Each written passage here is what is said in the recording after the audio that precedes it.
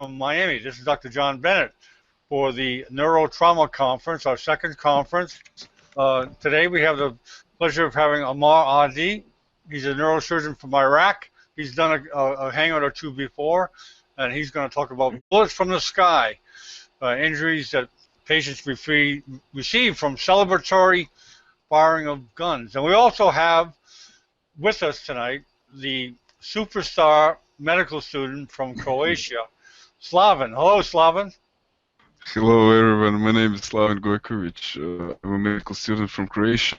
I'm very interested in neurosurgery, and I love to hear doctor presentations, which are always great. And I'm looking forward to this one as well. Thank you. Well, welcome, Slaven. Thank you. Okay, Ammar, can you please tell us about yourself before you start your presentation, and then go into... Thank you. Yes, I'm Dr. Ammar Hadi. I'm a neurosurgeon from Iraq. I'm working in a small town called Samawa, which is in the south of Baghdad, and I worked previously in some other cities in Iraq. And I like to hang out here with Dr. John and Slaven. It's great to have me in this conference. Thank you very much. Very good. I'll talk today about, in fact, an important controversial subject, and that's bullet injuries, cranial bullet injuries from falling bullets, or some call it gravitational bullets, cerebratory bullets during celebrations. Okay, these are, although it is rare types of bullets, but still it's common, and it causes even deaths in many parts of the world. Okay. And now screen share my presentation. Okay. It's okay? Very good. Very good. Yeah, so it's raining bullets. Okay. Cranial falling bullet injuries. We'll talk about clinical and radiological findings and some treatment options and outcome. Okay. In fact, it was a research paper that I presented in the American Association of Neurological Surgeons conference a few years ago, and in which I have 30 cases, which is the largest number ever in the world collected. And most of the cases of cranial bullet injuries of such cases, maximum was 10. So we have in Iraq, because of the conditions during the war and some Middle Eastern habits, we have more fallen bullet injuries, in fact. So this is, of course, common sense. What goes up comes down. We are on Earth and we have gravity. So definitely, whatever we shoot up things, it will come down. And this common sense should rule our behavior. So why should someone throw bullets into the air? Definitely, it will fall down and may cause injuries to someone else elsewhere. Okay. So, in fact, there are many terms you read in the literature. So, say falling bullets and some celebratory bullets, spent bullet or stray bullets. All of these are just accidental, usual non-intentional bullets. Someone throw in there and fall on others' body parts, chest, abdomen, head, leg. But we are talking about here about cranial injuries of these bullets. So, in fact, it is not it is an international problem. It's not only in certain part of the world. In the USA, there are several reports. For example, this is the University of University College of Los Angeles. When 18 cases of falling bullet injuries during 1985-1992, and the head, 77% of these were head injuries. And the CDC reported in 1904 19 cases, and in fact every year they report such falling injuries. In many different areas of the world, the Middle East, in Paraguay, Macedonia, Pakistan, India, etc., have such bullet injuries. Okay, this is examples of, this is some reports. The CNN report of Fort Vox, who is a rehabilitation medicine doctor. He reported about a case he's caring for who has retained a falling bullet in his head and caused him a long life disability. Okay, here's another one from this report was CDC about Puerto Rico in 2003. New York Eve injuries caused by a celebratory gunfire. And this is from European magazine also, falling bullet falls in Los Angeles, reporting about Los Angeles. Here's in the UK also. have two reports about falling injuries. So it is not it's not something, although it is not common, but it is not uncommon. Okay, and here there's even some campaigns. This is in 2005. This is a nice campaign, in Macedonian poster campaign, in which it said, "Bullets are not greeting cards. Celebrate without firearms." Okay, it's not greeting cards. Okay, this is a very nice poster, in fact. Now we'll talk about some scientific points about bullet injuries in general and cranial-fallen bullet injuries.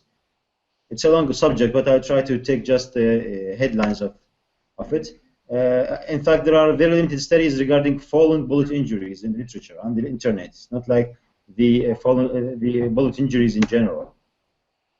Now I'll talk generally. You know, to understand the difference between the bullet injuries, the usual cranial bullet injuries, and the fallen bullet injuries, we should understand some of the ballistics of bullet injuries in general. So the main classification of bullet injuries are low velocity bullet injuries and high velocity bullet injuries. The dividing line between high and low, in fact, some say 300, some say 600. So it is, it's above 300, you can say, it's above 600. It is regarding the high velocity. High velocity injuries causes more serious injuries, of course. In fact, the injurious effect of the bullet depends mainly on the. Is everything okay, John? You hear me? Yes, we can hear you. Yeah. Okay, good. The injurious effect of the bullet depends on the kinetic energy of the bullet, its motion, fragmentation, the shape of the bullet, the path of the bullet, and the tissue it encounters. So this is, you know, it is a kinetic energy that's important.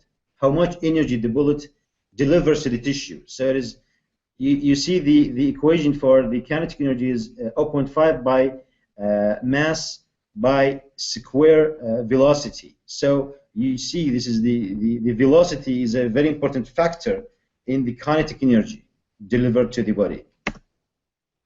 Okay, this is another way. Okay, so the velocity is the main determinant of the amount of the energy delivered to the tissue, and this energy is the base for the cavitational effect of the bullet. The cavitational effect is that the bullet, when it passes through the high velocity through the tissue, it causes a cavity that will cause a damage surrounding in the air surrounding the bullet, and causes also negative pressure that sucks dirt and hair from the outside and causes more serious injuries and infection. Okay. In fact, bullets have several movements while they are flying in the air.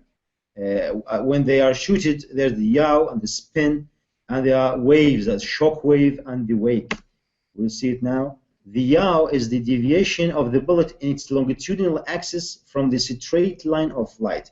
If the bullet is not really flying straight, it's this way. If we see this, you see, there of course depends on the type of the bullet and the velocity. It have several types of yaws. This is maybe the best. It's the less the yaw, the more the stability of the bullet in air. Okay, so this is the yaw. This is one of the movements.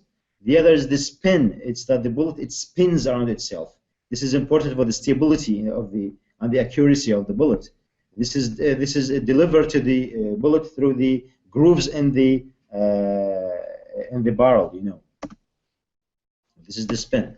The bullet causes, because of this velocity. You know, if the velocity of sound is 330 meters per second, if it is above this, it will cause what's called a shock wave. You know this shock wave. It's when speed is beyond the velocity of sound, it will cause a shock wave. You see this. This is a bullet. These are the shock waves, and this is what's called the wake. It's just a turbulence behind the bullet. So this is what's happening in the bullet: the spin, the yaw, the shock waves, and this the wake. All these disturbances around the bullet lead, when injury happens, all of these may have effects in the body. Okay, this is low velocity. This is low velocity. You see, there is a shock wave, but it is less serious and less small. Okay, if this is the bullet without shock wave, this is slow. So, as the bullet travels longer distances, the injurious effects of these movements and waves diminish, of course, with time. Because the velocity is less, these movements will be less. So, sorry, I talked about this. So we talked about the velocity as an important factor. This is the most important factor, is velocity, and all its effects. And we'll see how in falling bullets this is this differs. The other factor is the fragmentation of the potential of the bullet. The more fragmentation potential, the more the dangerous effects. Okay. So the bullet causes, of course, as any brain injury, there is a primary and secondary brain injury. Primary injury, as I said here, the direct crush injury from the bullet passes through the tissue. It injures the areas it penetrates. Okay. The other is the cavitation effect, the temporary cavitation effect. The third is the shock wave. Okay, the cavitation effects also, this is the second injurious factor, and the shock wave itself, because the shock wave, it transmits energy around the bullet. Okay, do you hear me, John? It's okay? Yes, Hello? yes, we hear you clearly. Okay, because I don't hear any feedback. So yes, I'm sorry, I was muted. Yeah, we can hear fine. Okay, so sorry. Now, so the other factors, as I said, in-driven bone fragments, sucking air, the dirt, and the heat itself. The bullet has heat, also causes injury. The second dirt, the fragments. You see, this is all in the usual bullet injuries. Okay. Of course, the secondary brain injury occurs more with the more serious primary injury, like increased ICP, brain edema, chronic respiratory derangements, coagulopathies. Okay. So now we will compare this to falling bullets. In falling bullets, here the question: what is a falling bullet? Okay. The difference is that bullets falling usually vertically. It's not like the usual gunshot wounds. They usually fall vertically, and falling into the ground with the kinetic energy gained mainly from the free fall by the force of gravity, with or without an added energy remaining from the kinetic energy that the bullets was fired with. Of course, if you fire it into the air, it will stop somewhere and fall with gravity. And usually it's the unintentional, accidental injuries. It's still in fact, there are certain debates about this, because there is no law against falling bullet injuries in many areas of the world. There are no serious punishments for these behaviors. Although it's really unintentional, but anyone do this should know that he may injure someone. So it's really unintentional, but this is not logical. It should be, you are not intending to injure someone, but what are you doing? You are definitely may injure someone. So it is unintentional, and most commonly during national celebrations worldwide, wedding occasions, military and civilian conflicts. Okay. So here you see, I told you that it is the 300 and more. It is more to be high velocity. Usually the falling bullets accelerates between 82 and 214 meters per second. Okay, so the velocity here is less. The velocity of a falling bullet is less than the usual cranial bullet injuries. And the kinetic energy accordingly, because this velocity is the main factor, so is less, cavitation is less. Shock waves, most of the cases absent. The yaw absent usually, and spin less or absent. It's cooler, and defragmentation and deformation is less. So we have all these factors are less not noticed in the falling bullets. Okay. So the main injurious factor is what is the direct crush injury along the pathway of the bullet. We see from the cases we faced is that the main effect is the direct pathway of the bullet. The bullet is passing through a serious areas, it causes serious injury. If it is not, usually it has minimal effect. Unlike the usual cranial bullets, that its effect by cavitation. the bullet passes through a pathway, but the problem is that it creates a large cavity, a large shock wave that affects the surrounding brain. So here the injury is less. It depends on the pathway it passes mainly. So there is a question, of course, can a falling bullet cause a serious injury? The answer is yes. The scientific experiments show that falling bullets at speeds greater than 61 meters per second have sufficient energy to penetrate human skull and cause serious injuries and even death. I said to you 61. As I said previously, it reaches about 80, around 80 to 200. So yeah, it penetrates the skull, can penetrate the skull and kill. This is about the ballistics of the falling bullets. In general, the management, of course. Here, just I wanted to notify that we have no special guidelines for falling bullets. So we just follow the common guidelines of the bullet injuries and the head injury in general. Of course, the ABC, history and brief clinical assessment, basic investigations and imaging, CT scan, of course, the key element is CT scan. In fact, the ironic is that many of these cases, or not many, but yeah, significant number of these cases are presented just like falling unconscious, and they don't know what's going on because no one knows that, and usually the inlet is very small. So many, especially kids, they see that accidentally someone is losing consciousness, and we just accidentally find it on X-rays and CT scans, because you know the bullet may be coming from a distant place, so it is not usual to think that this is a bullet, and it happens several times. And medical management, ICU monitoring, elevation of head, mannitol, hyperventilation, antibiotics, sometimes antiepileptics, and H2 antagonists. So this is general management of bullets, the usual bullets. And of course, the proper surgical treatment, it depends also. If it is, depends on the case.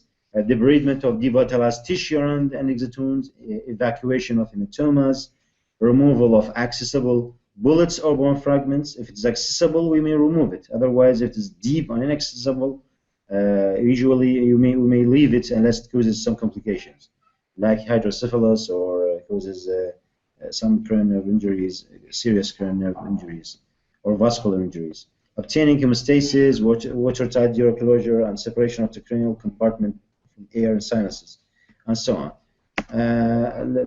The indication in general, this is in bullets. In fact, this is controversy, and all over history, the indications changed. The way we do it in the World War I, World War II, World War I, World War II, and recently, it's toward the less destruction of nervous tissue. So previously, they were removing every fragment, they were removing every devitalized tissue. Now it's less.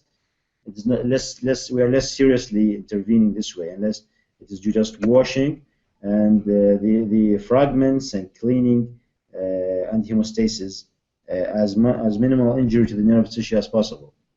As I said, decision is based on the level of consciousness. There are certain indications. There are certain markers like the post-resuscitation Glasgow Coma score, brainstem function, CT scan findings. Okay. So if you have, for example, a Glasgow Coma score of 3 to 5 with large extraaxial hematoma, we should operate on that. 6 to 8 without transventricular, bihemispheric, or multilobular dominant hemisphere injury, we may work on that, because these are grave signs. It's transventricular, bihemispheric, or multilobar dominant. We do proper, we mean we do everything. We do washing, we do hemostasis, we do repair of the dura. Otherwise, we may just primarily close the dura if it's closable, or we just maybe leave it open to relieve the pressure, or we do decompression, cranial decompression, and later on, if the patient survives, we can do more corrective surgery. Or the Glasgow is 9 to 15, we do proper surgery. Okay. Proper surgery is not necessary in some cases. If it is initial Glasgow score more than 10, and examination within 6 hours of injury with no exit wounds, proximal sylvian fissure is not traversed, no extraaxial hematoma, no enlarging intracerebral hematoma or more than 4 cm in diameter. Okay, in such cases,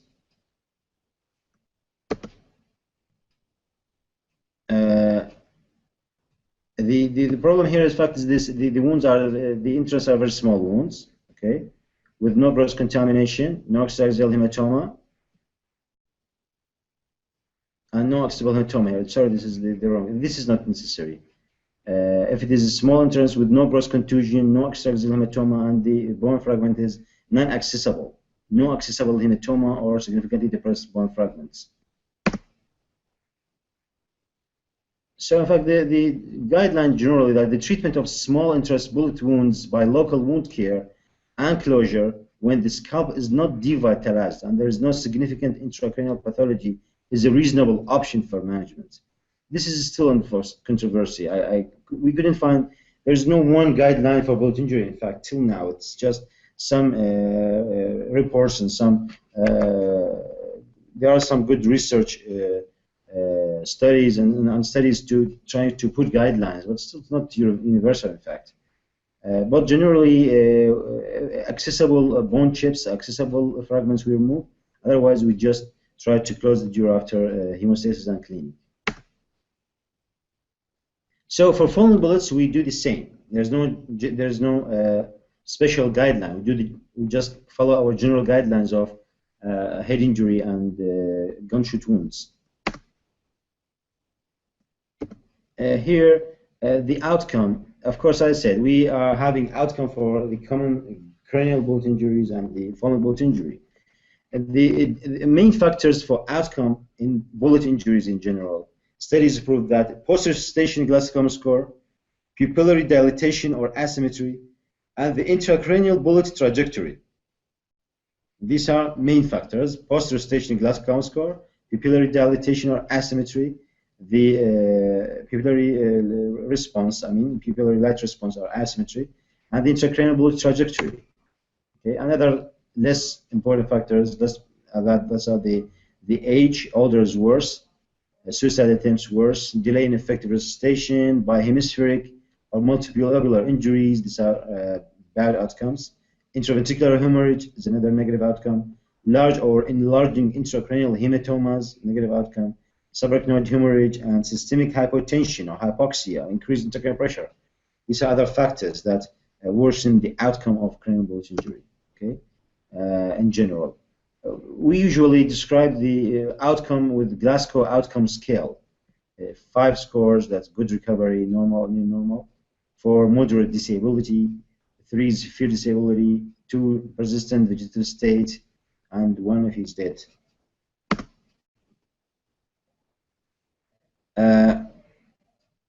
It's said that in general, patients with cranial gunshot wounds either do well or die. This means that they usually have good recovery, in fact, most of them. Very few are left in a persistent vegetative state.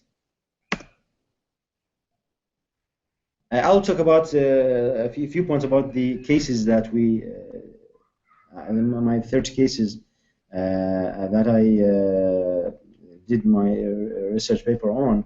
30 cases, we followed them all during the admission, and 15 of them we were followed from 2 weeks after admission, after discharge 6 months.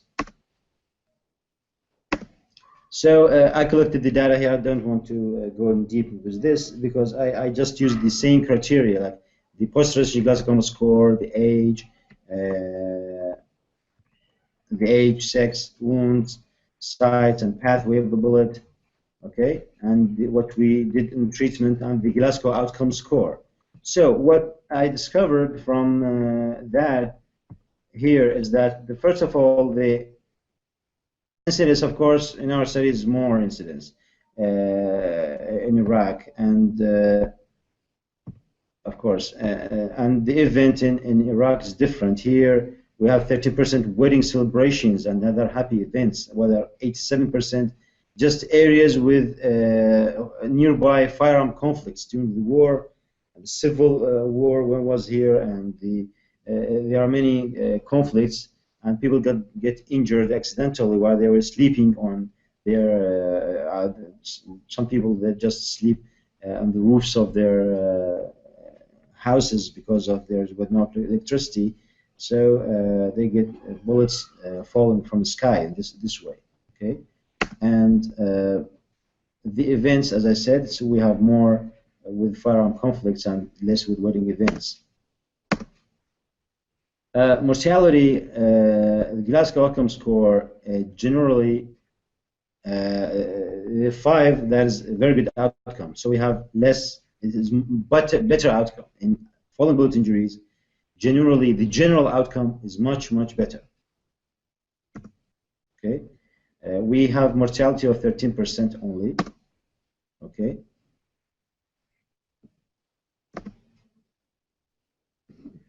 So, in fact, it's like that of the USA. Falling bullets in the USA, 14% mortality.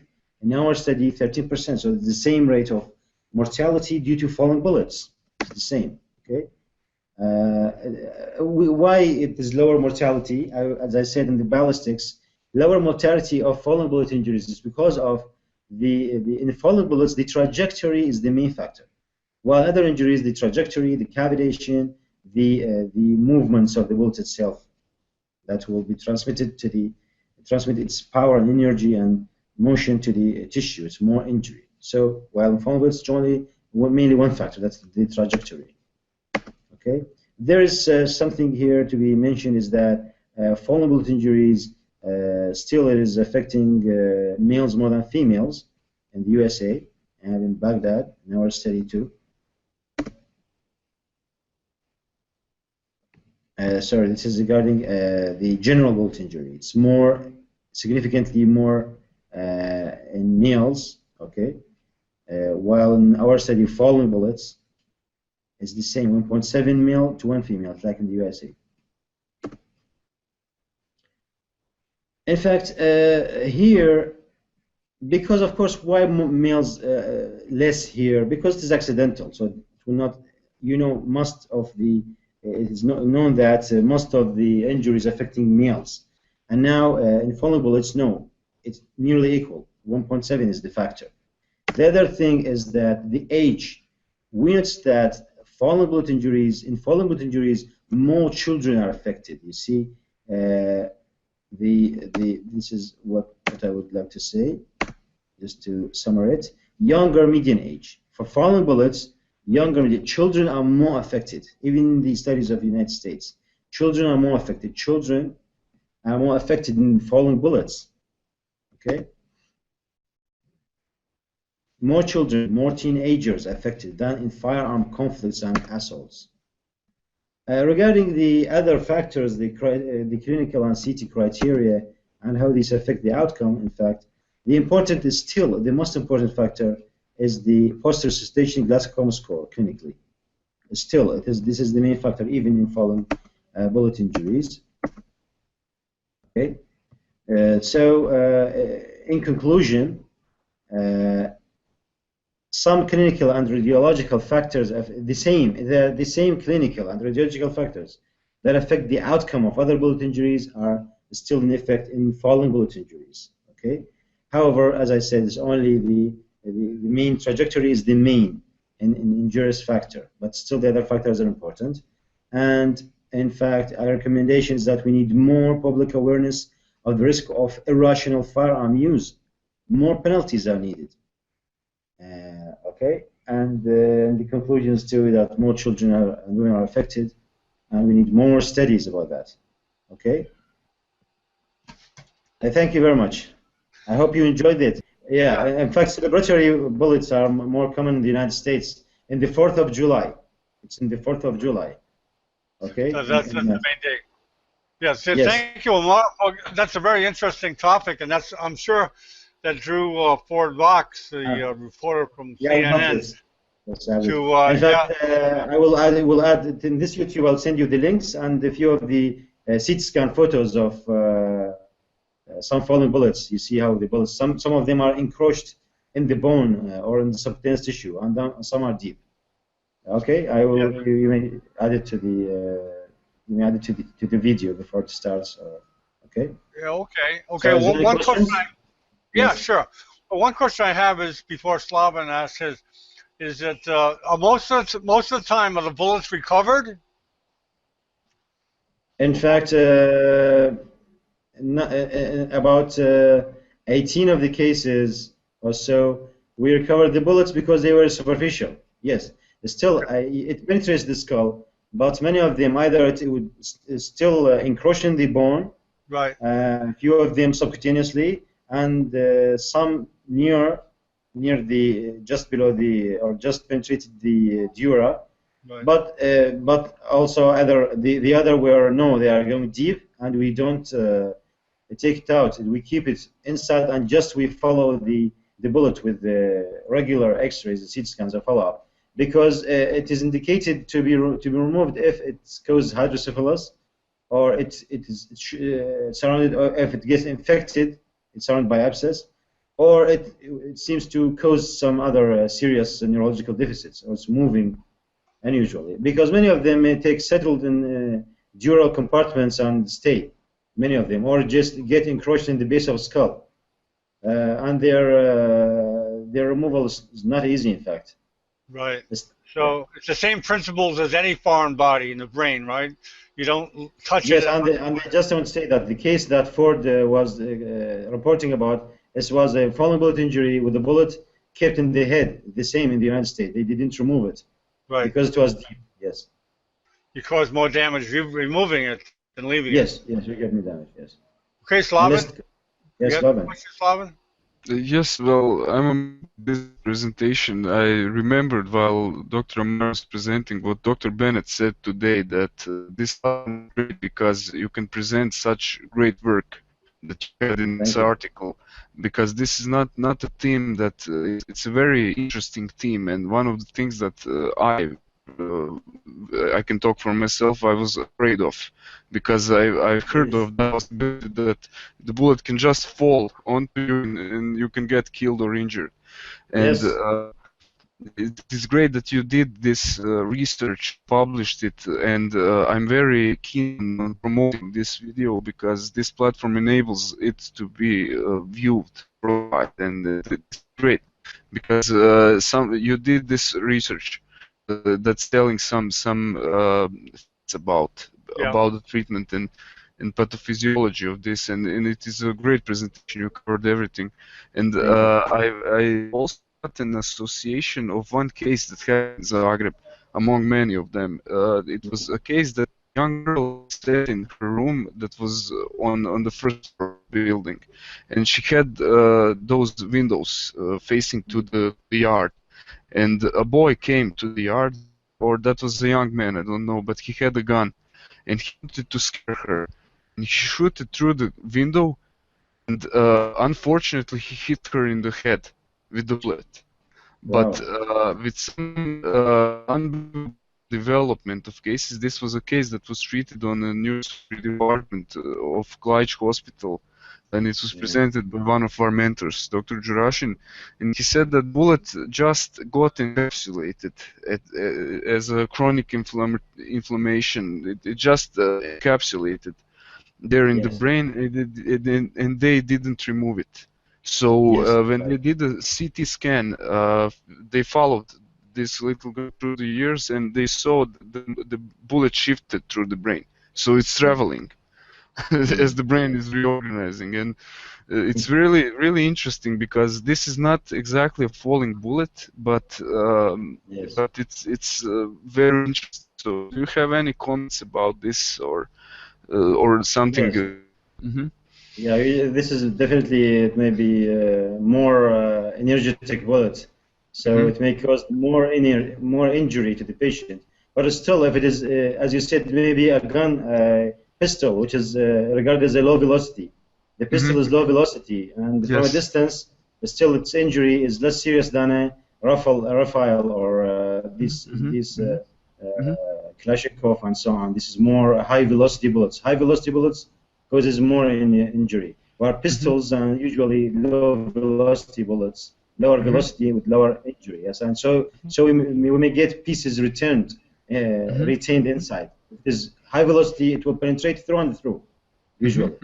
So it gets retained piece. So moving bullets should be removed.